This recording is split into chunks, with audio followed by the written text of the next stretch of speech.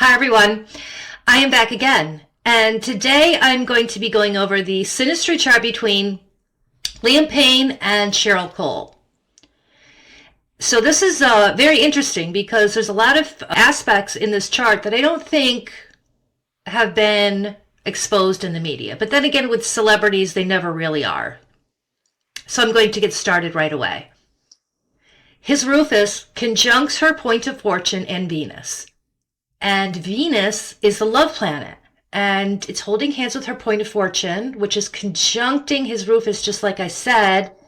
Rufus has to do with drugs, and the point of fortune is like a mini Jupiter, so it can magnify the energies of whatever it makes a connection to. And so I think that in this relationship, there was substance abuse involved because it's also conjuncting her love planet. And in his natal chart, his sun is conjuncting the asteroid Dionysus by 0 degrees. So he had a problem with drinking and substance abuse, and it's validated right here in his natal chart because it's conjuncting his sun, a very important luminary, because that's the sun represents you. It also, these aspects also conjunct his midheaven, and the midheaven sits at the top of the chart. So the whole world will see these energies. And if you're not famous, the general public will know about them. Now his vertex conjuncts her north node, Union, and Boda. This is really interesting because whatever conjuncts your vertex from the other person, you'll receive these energies. But I'm going to break this down because there's a few things going on here. Since his vertex is conjuncting her north node, this means that it's a fated bond. It was meant to be. And it's almost like a karmic sort of connection. But in her natal chart, she has Union and Boda, and those asteroids both represent togetherness and marriage. And it's in her 7th house that rules committed relationships. Now, on her descendant is in the sign of Gemini, and that is a double-bodied sign. So all of this, to me, represents that she's going to be having more than one marriage in her life. Now, her union and Boda is conjuncting his vertex. And I just said that whatever conjuncts that very important part in a synastry chart, the energies will come to you. But they did not get married. Now, before I explain why, I just want to mention also that his point of fortune conjuncts her Juno and Sappho. And Juno has to do with marriage. Sappho has to do with highbrow eroticism and the arts and literature. So this makes sense.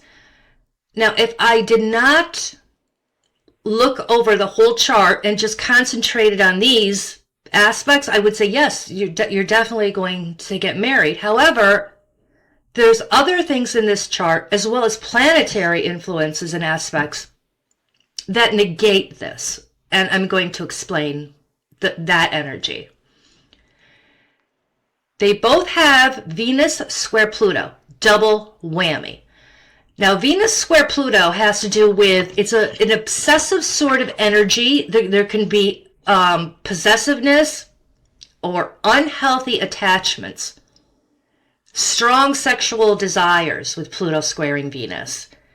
But this aspect is common in relationships that don't have a long-term commitment because there's an uncompromising energy between the two people as far as give and take go. And it could be very selfish in the way they relate to each other with wanting something, like I said, give and take. And since this is a double whammy, these energies are double. So also their Venus, they both have Venus in Leo. And Venus and Leo can be very selfish. They like to be the center of attention. Also, in their synastry chart, her Uranus conjuncts his north node. Now, I've explained before in my other videos that whatever conjuncts your north node from the other person, that will be the basic theme of the relationship.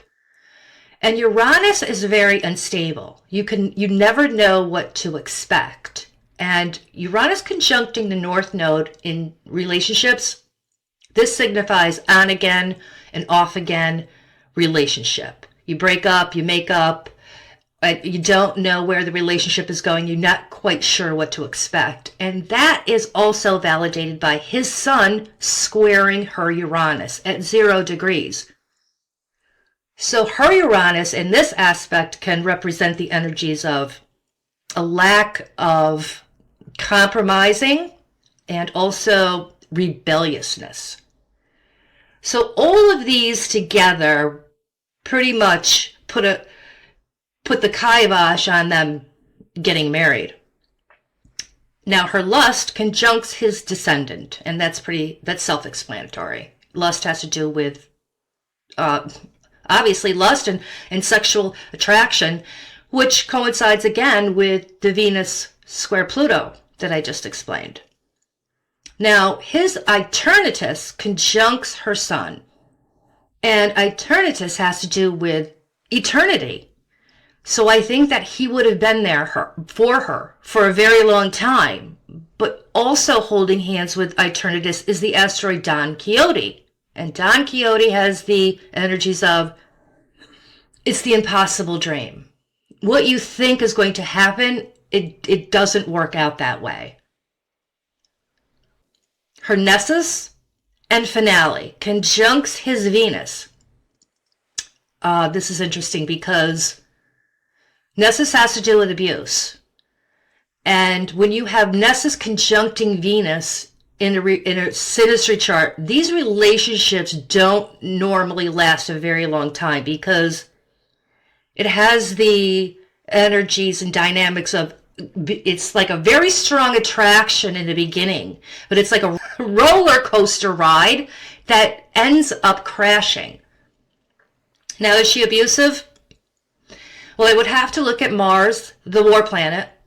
But before I do, Finale is also conjuncting his Venus. So I don't know, was she the one that ended this relationship?